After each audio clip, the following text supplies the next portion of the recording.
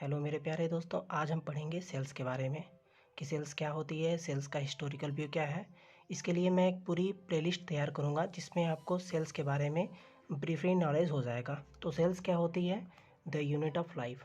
It means जैसे 0 to 9 unit होती है ना नंबर्स में, ठीक, ये 0 to 9 यूनिट से हम लोग कुछ भी बना सकते हैं। जैसे 9 है, फिर डबल ज़ीरो कर दिए, कितना हो गया? 900। ऐसे अगर मान लीजिए 10 बनाना है तो क्या करेंगे, ये यूनिट का 1 निकाल लिए और फिर एक ज़ीरो ले लिए, 10 बन गया। यानी यूनिट से किसी भी नंबर्स को हम लोग बना सकते हैं, ठीक है। तो वैसे ही क्या होती है, जैसे मान लीजिए एक सेल है छोटी सी, ठीक, इस सेल में कई सेल को जोड़ करके एक नया टिश्यू लेवल फॉर्मेशन कर सकते हैं, ऑर्गन फॉर्मेशन कर सकते हैं, ठीक है। तो इसी तरह से क्या होता है, जो सेल्स होती है वो यूनिट ऑफ लाइफ कहा जाता है सेल्स को, ठीक। अब आते हैं हिस्टोरिकल अकाउंट के बारे में। इसका हिस्टोरिकल अकाउंट क्या क्या हो सकता है, ठीक है। तो सबसे पहले रॉबर्ट हुक जो थे, इन्होंने क्या किया, सेल्स की डिस्कवरी की। कैसे की? उनके पास एक कॉर्क था। कॉर्क में जैसे जो डिब्बे आते हैं, तो वो जो आता है डिब्बा, उसमें रहता है ऊपर एक लकड़ी का हिस्सा रहता है, ठीक है। तो वही होता है कॉर्क, जिससे क्या करते हैं, किसी डब्बे को ढका जाता है। तो वही कॉर्क में देखा उन्होंने कि कुछ हेक्सागोनल स्ट्रक्चर बने हुए हैं, ठीक। पहले कार को लिया, उसकी पतली पतली पीसेस काटे, जैसे खीरे को काटा जाता है गोलाई में, ठीक। फिर उन्होंने ऑब्जर्व किया कि उसमें क्या है, कुछ honeycomb like structure, it means मधुमक्खी के छत्ते जैसी कुछ आकृति है, ठीक। अब ये आकृति को क्या किया उन्होंने इस आकृति का नाम रखा सेलुली, ठीक। अब ये सेलुली जो है वो सेलुला शब्द से मिलकर बना है और इसी सेलुला से क्या निकला है, सेल निकला है, ठीक है। तो इस तरह से क्या हुआ, सेल्स की डिस्कवरी हो गई, ठीक।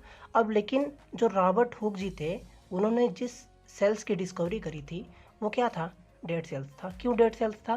क्योंकि जो कार्क होता है वो सूखी लकड़ी होती है, और सूखी लकड़ी होने का मतलब क्या है कि वो सेल्स जो है वो डेड हो गई है, ठीक है।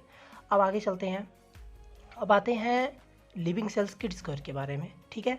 तो एक साइंटिस्ट थे जिसका नाम था लीवेनहॉक, ठीक है। लीवेनहॉक ने क्या करा था कि लिविंग सेल्स की डिस्कवरी की थी, ठीक है।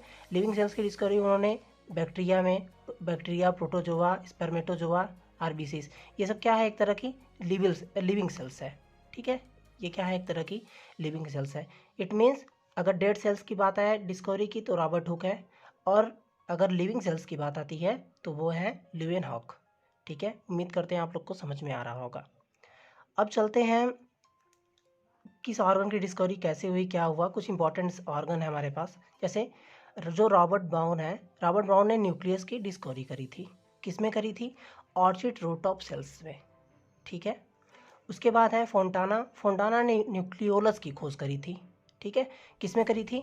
जो ईल की स्किन होती है, ठीक है, उसमें करी थी, स्किन सेल्स ऑफ ईल, ठीक है। जो स्किन सेल होती है ईल की, ईल क्या होती है, एक तरह की फिश होती है, आगे वाले क्लासेस में हम लोग पढ़ेंगे, ठीक।